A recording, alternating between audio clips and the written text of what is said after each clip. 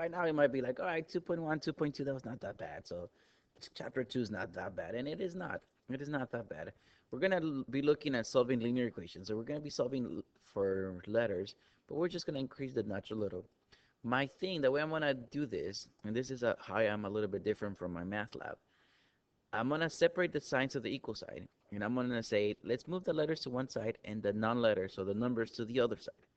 So just remember that whenever you move something from one side of the equal sign to the other side, switch the sign. So my plus 5, I'm going to move it to the right side as a negative 5. If I had some x's on the right, I'll move it to the left, and obviously don't forget to switch the sign. Simplify what you have. On the left side, I just have negative 6x. On the right side, 17 minus 5, let me call that 12. Now let me finish by dividing by the number in front of the x. So x equals negative 2. So all I'm going to do is letters on one side, numbers on the other. Simplify each side, and then divide by the number in front of the letter. So let's take a look at this. I want letters on one side. So let me move the 5x to the left. Don't forget to switch the sign. And let me move the 2 to the right. Don't forget to switch the sign. So that's what I mean with letters on one side, numbers on the other. Now simplify each side. On the left, 3x minus 5x, that's going to be negative 2x. On the right, negative 8 minus 2, let me call that negative 10. Right, so simplify each side. Now divide by the number in front of the x. So let me divide both sides by negative 2. X is equal to 5. So once again, letters on one side, numbers on the other. Simplify each side, and then divide by the number in front of the x. Right? If it's a 1 in front of the x, obviously you're done, but otherwise, um, divide by it. Right? Well, what if I have a parenthesis? Well, get rid of it. Multiply the 4 to the inside. So I'm going to have 4k minus 12 minus k is equal to k minus 6. Right? All I did was get rid of parentheses. Now let me separate it to the equal sign. I'm going to move my k to the left side. Don't forget to switch the sign. I'm going to move my negative 12 to the right side. Don't forget to switch the sign. So now let's simplify the left. I'm just going to look at my case. I'm going to look at the numbers only. 4 minus 1, that's 3. 3 minus 1, that's 2. So when I combine all my k's, it's 2k. On the right side, negative 6 plus 12, that's going to be 6. Remember, different sign, subtract, keep the sign of the large one. Now divide both sides by 2. K is equal to 3.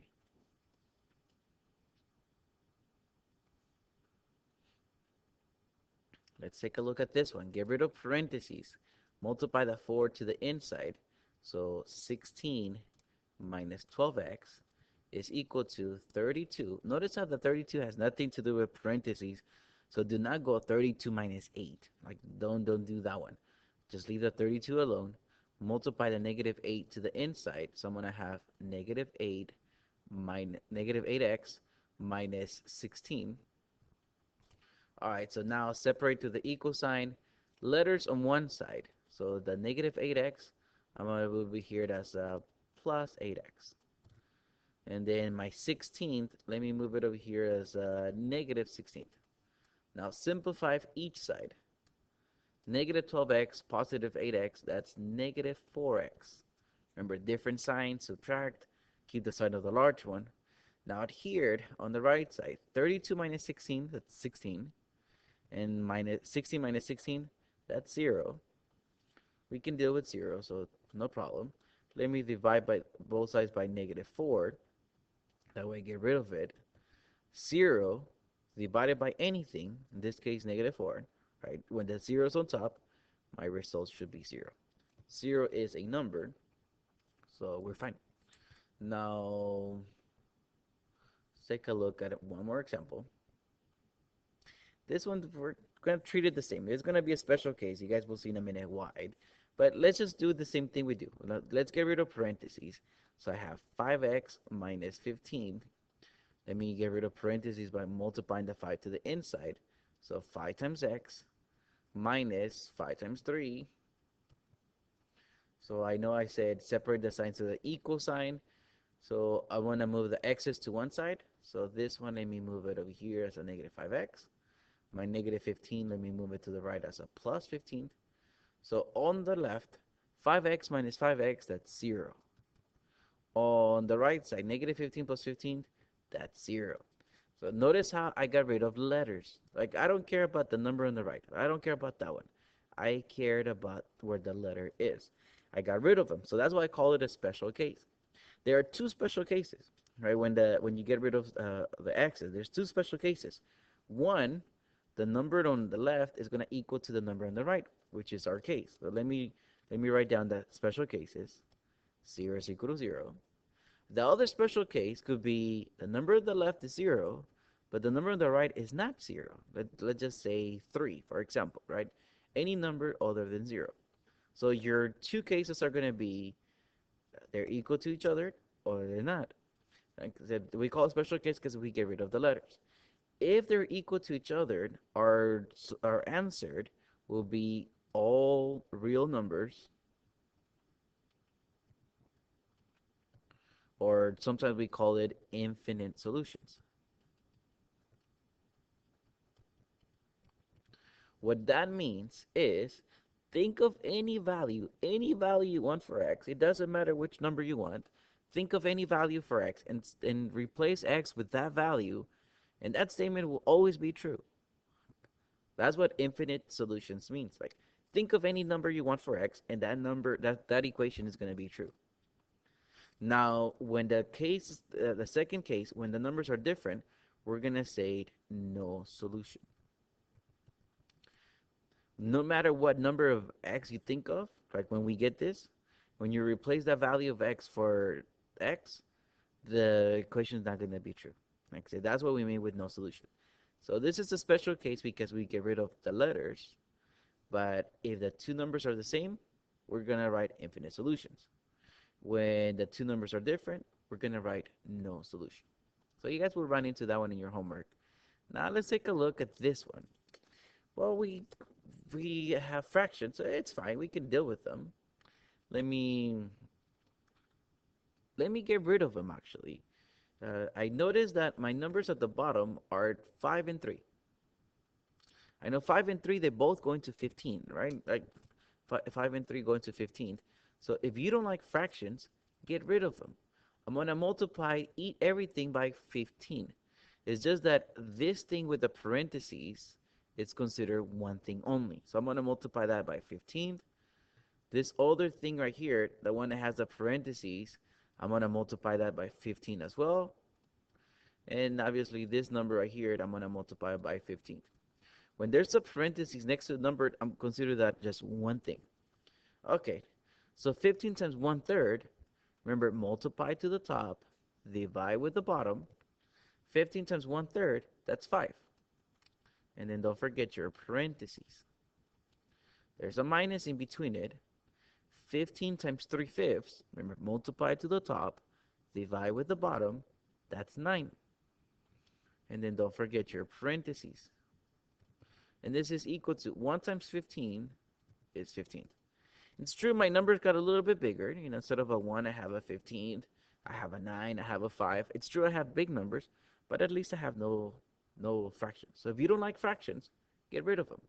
Okay, so now that we don't have any, use this distributive property to get rid of parentheses. 5x plus 25. Distribute the negative 9. Negative 9x minus 18 is equal to 15. And remember, letters on one side, the x is already on the left. Now, my numbers, 25 minus 18, I know 25 minus 18, that's 7. So positive 7 on the left, let me call it negative 7 on the right. So remember, switch the sign. So combine your sides, 5x minus 9x, that is negative 4x. On the right, 15 minus 7, that gives me 8. Now divide both sides by negative 4 because it's the number in front of the x. And I'm going to get x equals negative 2. All right, so Once again, if you don't like fractions, get rid of them. The same thing goes with decimals. If you don't like decimals, get rid of them. Notice how this one has one decimal place, this one has two, and this one has two. Call decimal place how many numbers after the decimal point. Move your decimal place the same, or the decimal point the same amount on each side. So because the maximum is 2, move the decimal place twice to the right on each thing. So remember, this is one thing. This thing with the whole parentheses, that's another thing. And this is another term. So on each term, move the decimal twice to the right. So I'm going to have 10t, right? You move it twice, add a 0 if you need to, plus 5 times 20 minus t is equal to 9 times 20. That is, I move the decimal 2 places to the right on each. All right, so now let's get rid of parentheses. I have 10t plus, let's multiply the 5 to the inside, 100 minus 5t equals 180, right? 9 times 20. So let me separate them to the equal sign. I have letters on the left, so I'm good on the letters. But let me move my 100 to the right. Don't forget to switch the sign. Simplify your sides. 10t minus 5t, right? 10 minus 5 gives me 5t. Now here, 180 minus 100, that gives me 80. Now let's divide both sides by 5, because that's the number in front of the t. 80 divided by 5 will give you, let's see, 16. Yeah. So once again, if you don't like fractions or decimals, get rid of them. I was just checking we have one more question, and we do. So okay, so let's see. Last one, it says two numbers have a sum of 23. Oh, two numbers. I don't know which numbers I'm dealing with, so let me use letters. Because there's two numbers, let me use two different letters. Let me call this x plus y is equal to 23, right? The sum of two letters, I'm adding two numbers, equals 23. If one of the numbers is represented by x, okay, so we represented by x, that's good. Find an expression for the other number. Well, what we're looking is, what would y be by itself? So let's take a look at x as a number, because I want y by itself. So let's take a look at x by number. Remember I said letters on one side, numbers on the other. So let me move my x to the other side as a negative x, because I'm looking at it as a number. So I'm just going to go y equals, that I cannot simplify, right? 23 minus x, I cannot simplify. So let me just write 23 minus x. So the thing here is find an expression for the other number, you know what y is. I want y by itself. So what is y? I'm just going to call it 23 minus x. So I wrote an equation, and then I was asked, get y by itself. So that's what I did.